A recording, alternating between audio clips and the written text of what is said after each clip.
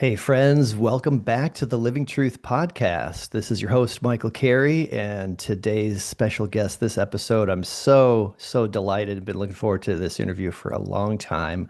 Leslie Vernick is back on our podcast, and she is a best-selling author.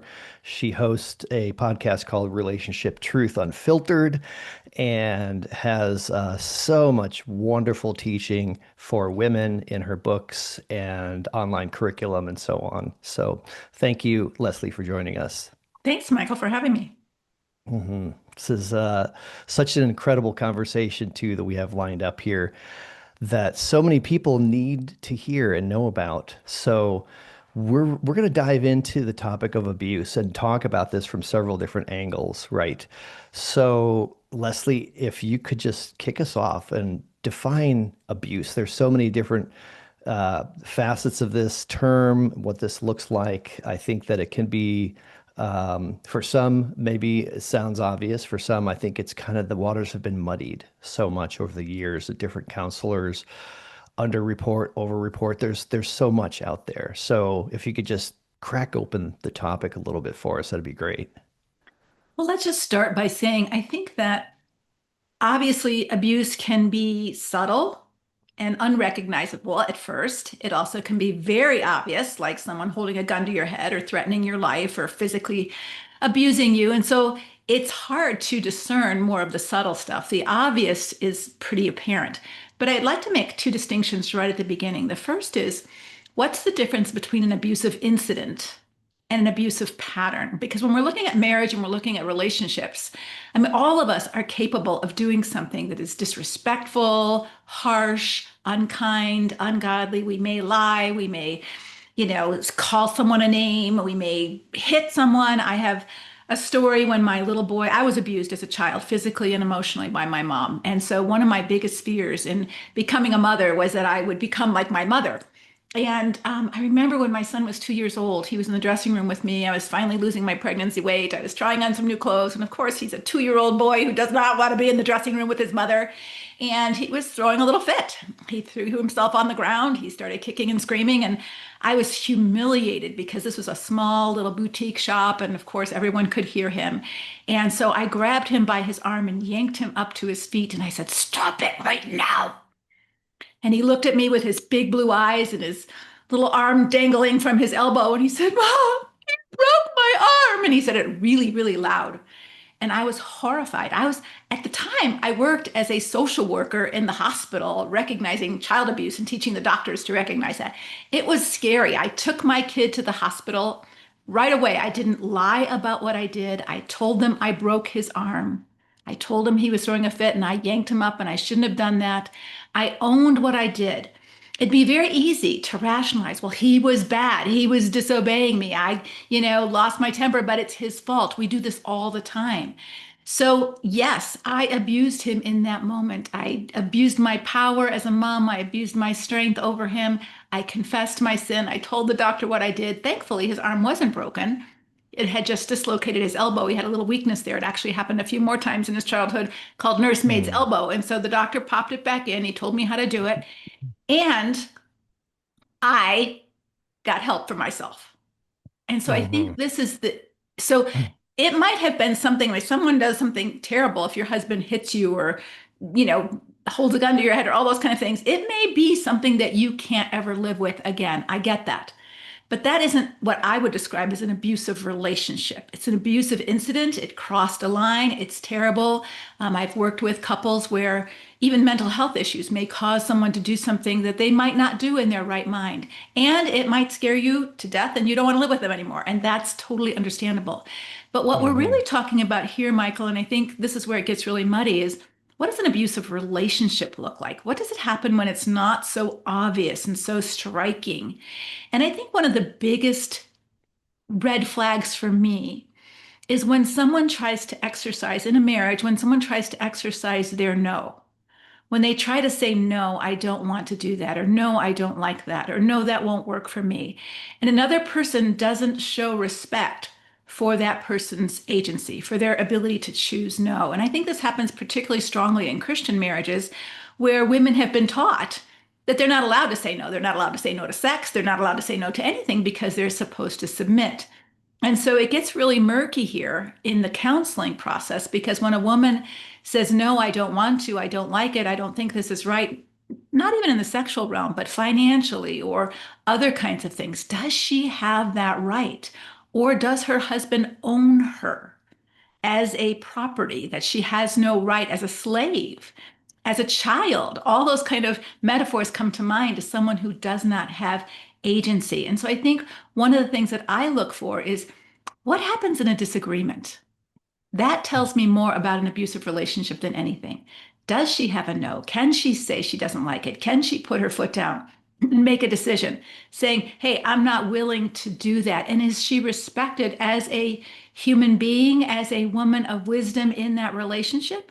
Or is she overruled? Is she gaslit? Is she scolded? Is she spiritually shamed?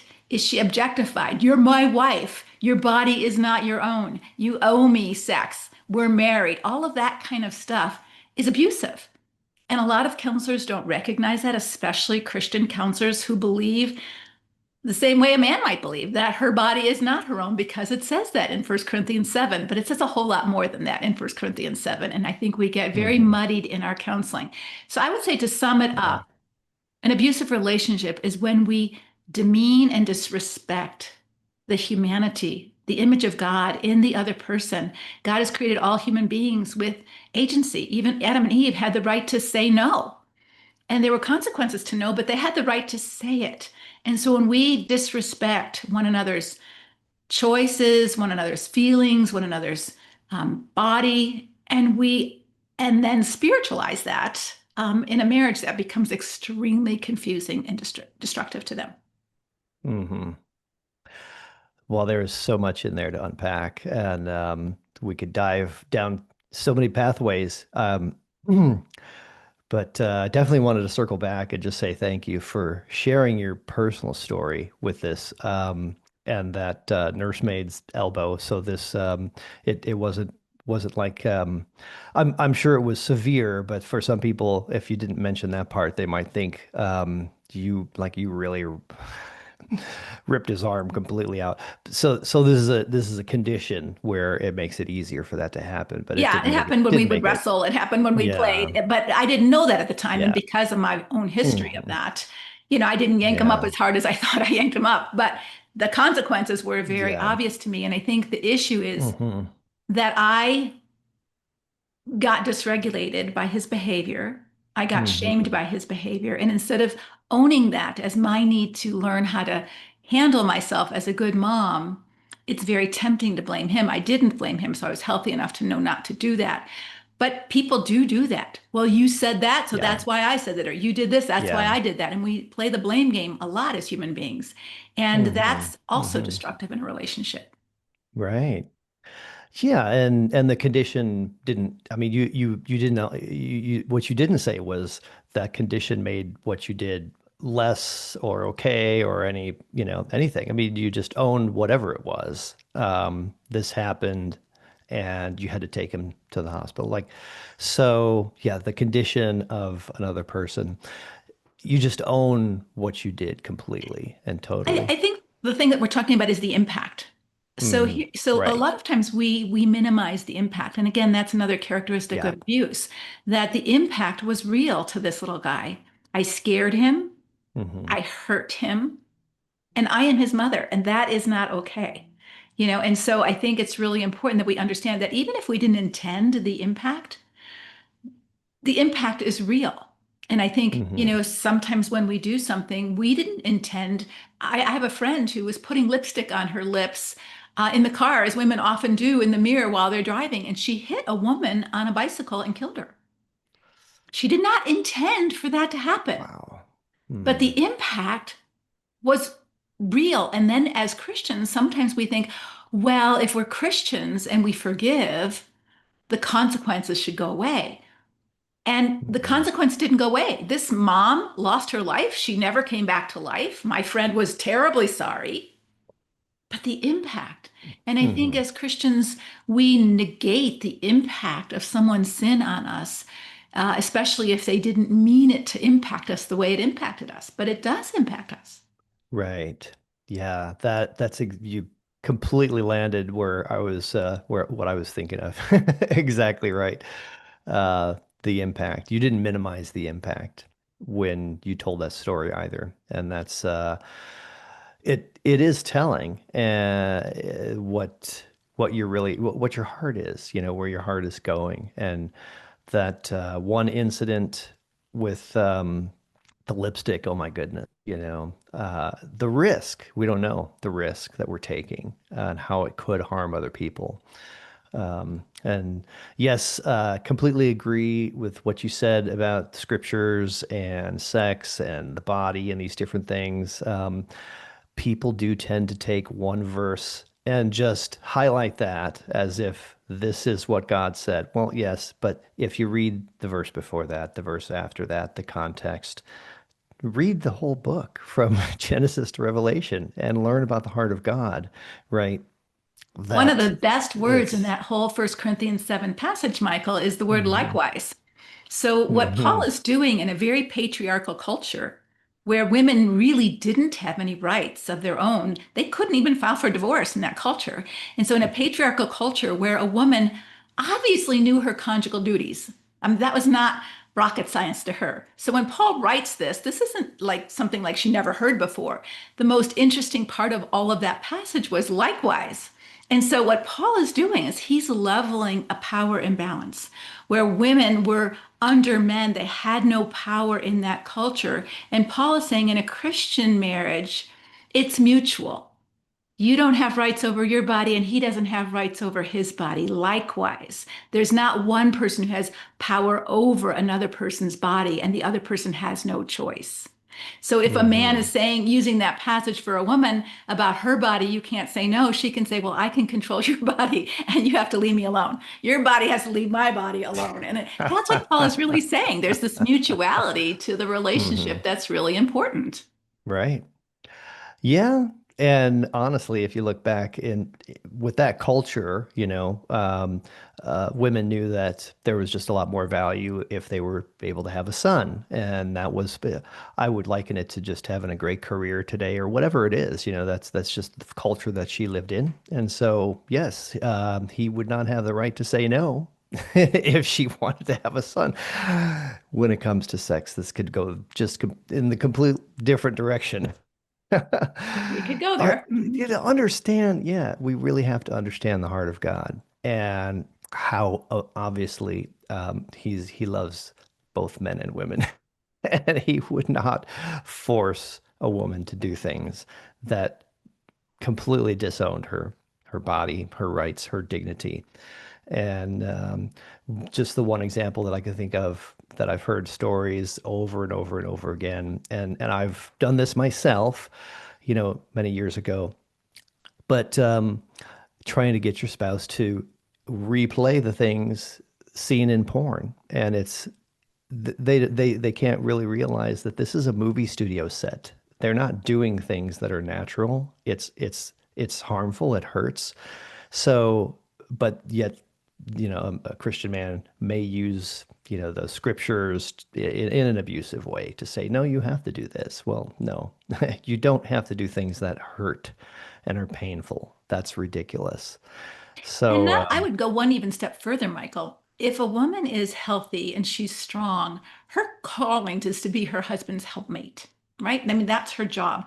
So we have defined that in Christianity in a very distorted way, which actually means his enabler, that we need to just go along with him. But really, a helpmate is someone who loves in a unique way. And so God is our helpmate. He loves us in our best interest. And so the very definition of love isn't a romantic feeling in a godly perspective. It's a action that serves the other person's highest good.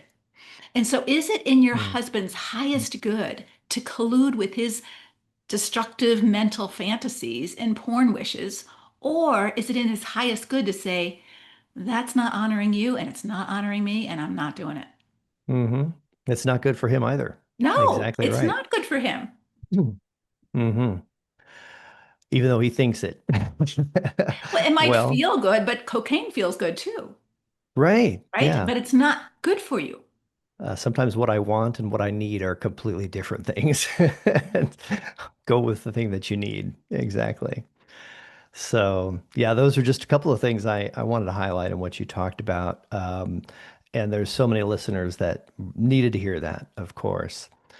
So, yes, but objectifying, saying that I own you, all of those mindsets, if they're done, what you were saying earlier, we're talking about looking at the dynamic of incidents versus patterns, right? And the pattern is, yes, she says no, and I say you have to. Well, if I'm doing that, if I do that once, if I do that on an ongoing basis, it definitely changes things. Abuse, when we think of it in terms of small pieces of abuse that happen frequently over a long period of time, they add up and they are more and more harmful as you go along, as you get down the road. It's more and more harmful. But all Well, those and other when you're words, aware of these incidents, also when you're aware that you've done an incident, like mhm, if I'm aware that I overdrew my checking account because I was, stupidly not paying attention and we had this, you know, $500 worth of fees because I didn't pay attention. And I keep doing that again and again and again, then I'm not learning from my mistakes. And that says something, right? And mhm, so, yes, we all can have an incident where we really blew it. But part of the growth from that is that you don't repeat it. You don't repeat it. You learn from your mistakes. And if you're not learning from your mistakes, then that says something else about who you are and what's important to you. And your character and your growth obviously is not important to you. And so that's where I think we have been called as Christians to be forbearing, forgiving, and long suffering, which only enables someone's immaturity and sinfulness to continue to flourish. And that's not helpful mhm. for you, for them, for the marriage, for the kids who are watching. It's just a lose lose cycle all the way around. Right. Yes, that's so true. So I've heard you talk about termites in the basement. And can you describe what you mean by that term? You've taught on Yeah. that before. Termites in the basement and then healthy sinners. These So, are, oh, go ahead. yeah, so I've been a marriage Uh-huh. counselor for 40 years. And I did a lot of marriage counseling. And before I really was into understanding abuse and the dynamics and all the deception that goes around that, I used to think marriage counseling was a good idea in these situations, but I have learned that it's not a good idea. And let me tell you why. It's not that it's not ever a good idea, but addictions, abuse, adultery, those kind of big sins that are committed by one person that causes harm to the marriage are not fixed by working on the marriage. Obviously, they're not marriage problems. They're individual issues that cause marriage problems. Trust and Mhm. safety is broken. And so when I talk Right. about termites in the basement, I talk about this. You have a home, that's your marriage. And when something awful happens and you discover termites in the basement, so you discover, oh my gosh, my husband's having an affair, he's into porn, or he's abusive, and this is happening, it's all over the place, right? We don't fix that by doing marriage counseling. Obviously, you'll need marriage counseling at some point, but you don't fix termites in the basement by remodeling the kitchen. Now, it might feel better to remodel your kitchen, or it might feel better to paint your Mhm. bedroom walls and get a new bedspread. That makes it much more romantic in the bedroom, but it doesn't fix the termites. And so, if you are trying to fix your marriage before you deal with the things that wrecked your marriage, deceit, dishonesty, adultery, porn, all of the things that are in his heart to work on, you're just whitewashing and you still got the termites and they're coming back and they're eating away at your foundation of trust and safety when you're all thinking everything is better because your kitchen's remodeled, your bedroom's repainted. And so what I say to people is if there is these problems of addiction, abuse, adultery, those kind of individual sinful behaviors, if your spouse, male or female, is not willing to do the work to repair that, don't waste your money on marriage counseling. Don't waste your money on marriage counseling because you are just Mhm. whitewashing over the real problem. Yeah. when you were talking about remodeling the kitchen, I thought of how some couples might decide to have another baby or something, go on a vacation, you know. Romantic stuff, which feels good. I just redid my kitchen. I'm really happy. But guess what happened, Michael? When we were ripping everything out, we found termites. It's a really good illustration. And No so kidding. they said, yeah, they said, we cannot continue doing this until we deal with this. And so Hmm. now, $5,000 later, you don't get all the perks in the kitchen that you thought you were going to get because you had to take care of a bigger problem that would have ruined your kitchen, your house, your family if you don't deal with that. And so, yes, you've got to deal with the heart issues that caused this person to do what they did for as long as they did. And why did they do that? And if they're not willing to work on that, you Hmm. cannot repair safety and trust. It's just not Hmm. repairable until that person does their own work. Yeah.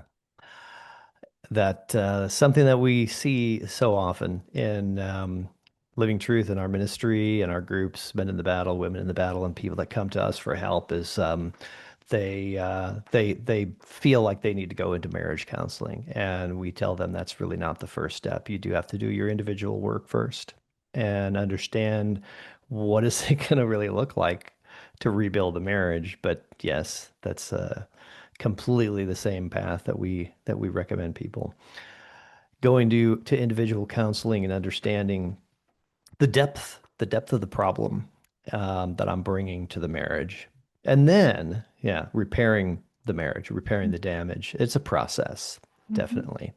But I like what you said. You can't get all the same things that you dreamt of in that great kitchen, but it is necessary to have the right marriage. And that's, I tell people that have to separate even. It's like sometimes you have to break things apart to put it back together the right way, right?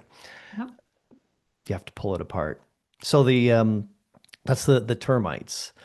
Don't paint the walls or redecorate the kitchen without addressing the termites. That is so beautiful analogy. And then the healthy sinner. You're another Leslie Vernick axiom, as we call it. Well, I don't know, but Should we say?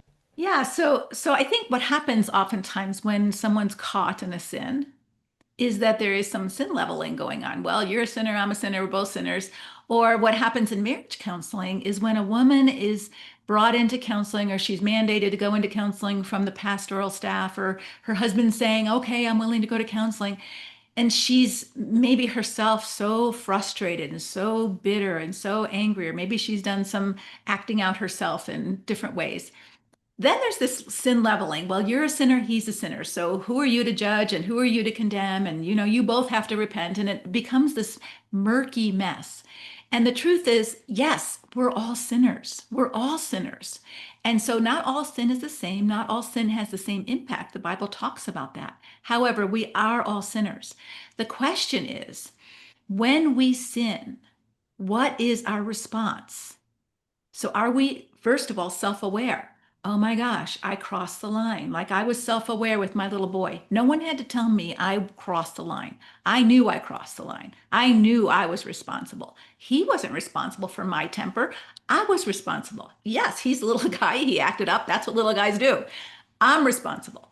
So am I self-aware enough to know what I'm responsible for? And am I self aware enough as a woman to recognize what I'm not responsible for? Because so Hmm. many women take the blame. It's my fault he watches porn. Somehow I'm inadequate. Hmm. Somehow I'm the no, you're not responsible for his decisions and he's not responsible for your decisions. And so part of what we really think is important in dealing with this is, are you a healthy sinner? Do you recognize that you're crossing the line, and do you take responsibility for the choices that you make? Even if you're provoked, even if you're tired, even if you're hungry, even if you're lonely, do you recognize the choices that you make and you made them? Or do you blame? Do you gaslight? Do you deflect? Do you deny? Do you lie? So that's an unhealthy sinner. So not only did you mess up, but now you can't own it. You're gaslighting, you're deflecting, you're blaming, you're avoiding, you're doing minimizing, you're doing whatever you can to not have to talk about it or deal with it. Well, I would call that an unhealthy sinner. And so part of our job as Christians, part of our work in the body of Christ is to grow, to become mature, to become healthy and whole. That's the whole definition of holiness is healthiness, wholeness. And so when we're Hmm. an unhealthy sinner, it's really important that we begin to say, wow, I have my own work to do.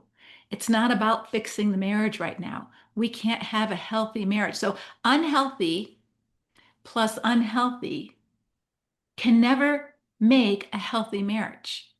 And unhealthy and healthy can never make a healthy marriage. And so each person in the marriage, when this is disclosed, abuse is disclosed, addictions are disclosed, adultery is disclosed, Hmm. have some work to do to become a healthy person. It doesn't mean that they're never going to sin. It just means that when they sin, they do it differently and they understand what's going on. Hmm. Seeking to get help and repair it and understand what it looks like to stop the pattern. Yeah, that's a healthy sinner. And Yeah. even healthy sinners Hmm. recognize that they don't always see the pattern, that they need help. So if we think about our physical body, most of us want to look our best, but we can't look our best all by ourselves. Nobody comes to the podcast this morning, or I'm sure you didn't, without looking in the mirror. You looked Hmm. in the mirror to get some help. Like, okay, is my makeup Right. on right? Is my hair combed down? Is my eye crud out of my eyes from this morning? With my lipstick on straight. So we need help. The body of Christ, it says, let us Mm. encourage one another day after day, lest any one of us become hardened by the deceitfulness of sin. So we don't get healthy in a vacuum. We get healthy in community. And we allow other people to give us feedback. Let a righteous man strike me. It is a good Mm. thing for someone to give me some correction. It's a good Mm. thing for a friend to say, "Hey, I noticed that you talked to your wife really just disrespectfully at dinner today. What's going on there?" Those Uh-huh. things can be really helpful. And there ought to be safety and trust for a spouse to be able to do that. I mean, my husband probably, I don't know if he would mind me telling him, but if I had a little booger coming out of my nose, I would hope he would tell me before someone else would tell me, right? That's what spouses Uh-huh. do for one another, right? When his zipper's down, I'm going to tell him, your zipper's down. We give each other feedback so that we can show up in our best way, right? But when a Hmm. spouse won't receive the feedback from their spouse, like, this hurt me, this hurt me. I don't like this. This isn't your best Hmm. self. Hey, when you talk to our kid that way, you really hurt their feelings when you called them that name. This is what we're Hmm. called to do for one another. And so when you're in a marriage where you can't do that, that you're silenced and shamed, and you're not allowed to give your spouse feedback on what you observe, you're cutting off your best friend from helping you Hmm. become your best self. And it's not Hmm. possible to be healthy in isolation. Hmm. Yeah. Yeah. I uh I wish that were, yeah, the case if we could always look at it like there's a booger hanging out of your nose. You should never have said that. Whatever. It's Mhm. yeah, it feels Yeah. loaded and loaded. The Mhm. more yeah, the farther that we get down that path, sometimes some of those are triggers and they can be really loaded. But I think that's still the definition of a healthy sinner. If you tell me, I don't think I should have you should have talked to, our daughter that way and I have a strong reaction and I get defensive, um, I need to realize, yeah, you know what, you're actually right. A Or healthy press sinner would circle pause. back. Hmm. Yeah, or press pause and be curious and say, wow, I got really defensive Hmm. when she said that. I wonder what that triggered for me. Right. Instead of what in our psychological culture we say, oh, you have to stop triggering him. Absolutely not. When we get Right. triggered, that is something that we're supposed to look at. Like, wow, what's going on with me that I get so triggered by that? That Hmm. is an opportunity for our self-awareness to grow because self-deception is common to humanity. It's part of our Hmm. unhealthiness, natural, inborn, is going to happen. And so when we give each other feedback or when we notice, I'm getting so anxious about this, or I'm getting so dysregulated by this, what's Hmm. going on? Those are really important questions if we want to grow and be healthy. Right. Absolutely. I just wanted to wrap up by just asking, what does it look like for someone who really, you know, needs to get out to get help in these relationships that are destructive, in the places where the patterns are just adding up to a place where this does not look like it's going to change. This is not healthy. I mean, how does someone come to make that decision where I need to get deeper help? I maybe end the relationship, maybe seek for separation. You know, some stronger actions need to take place. How does someone come to that decision? What do they do? Well, when we work with women who are in this situation, we often ask them a really powerful question because what's hard for women who are in this situation is his problem is very obvious. He's addicted to porn, he's resistant, he's rebellious, whatever, however you want to label all of that. And so, what a woman does who loves this man is she's trying to fix his problem. She's trying to convict him. She's trying to be his Holy Spirit. She's trying to be his God and help him and, bend over backwards and do what he wants. And she's trying to save her marriage for the sake of her kids. So she's trying to work on his problem because in her mind, she's saying, if his problem gets fixed, then our marriage can calm down and everything can be better. And I won't feel so dysregulated. I won't feel so anxious inside. But it's not working. I'm not saying there's nothing wrong with trying to help him solve his problem if he's open to that. But if he's not open to that and you don't see any fruit from that, then you've got another question to ask yourself. And the question you must ask yourself is, what is my problem with his problem? Hmm. I don't feel safe. I'm getting venereal diseases. My children Hmm. are scared. They're being exposed to ugly stuff on the computer that he won't put locks on, whatever it is. What's my problem? He won't work. What's my Hmm. problem with his problem? Hmm. And so once you begin to own your problem with his problem, now you can begin to say, wow, I've got work to do of my own. I can't fix Hmm. his problem, but I got a boatload of problems. I don't know how to pay the bills. I don't know how to live alone. I'm too scared to make a decision.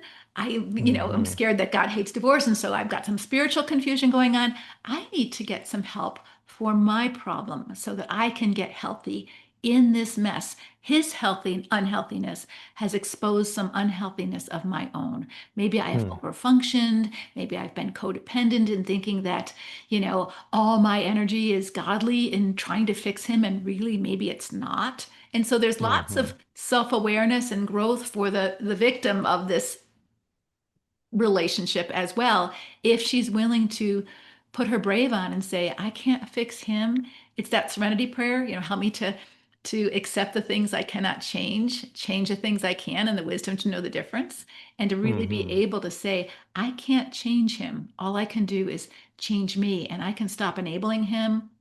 I can start getting stronger. I can figure out how to work part-time or full-time in order to be able to have the capacity to leave if I need to. And now I'm giving myself some options. I'm giving myself some Hmm. choices and feeling good about that and building a community of strength and support so that I can begin to walk that out in a healthy way. Hmm.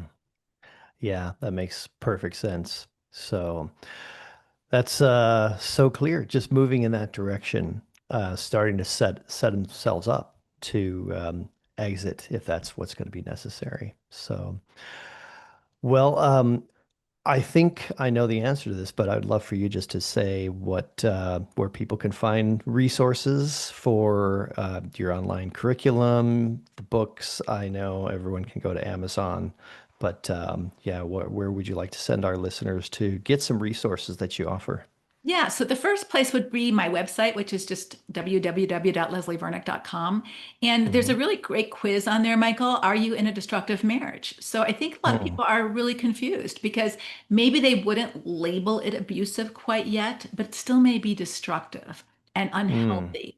And so there'll be a test to help you take some stock of where you're at. And, really part of our goal in our organization is to help women get safe, for sure, if they're in an unhealthy, toxic, abusive relationship, but also to get healthy themselves, because I think the church hasn't done a really good job at helping men or women know what healthy godliness looks like. And so for the Hmm. man, healthy godliness looks like, I'm John Wayne and I'm, a macho man, and that's toxic. And for a woman, it's like Hmm. I'm the damsel in distress and my whole job is to support the Hmm. man. And that's not true either. And so really learning what it is. that God has said, you are my workmanship, created to do great things in this world, not necessarily popular things or well-known things, but he wants us to have a purpose to our life. And your purpose as a woman is not to fix your husband's life. That's his job. Your job is to fix your life and to work together to create a safe family for your children to be healthy and grow up in a safe and trusting environment. But if that's not happening, then take stock of your side of the street. Not that you're doing anything necessarily obviously sinful. Some of the most wonderful, generous, giving, loving women are unhealthy because they have no boundaries. They have Mm, they have no self-care. And they spiritualize it as I'm just loving sacrificially, I'm dying to self. And that is just unhealthy spiritual talk.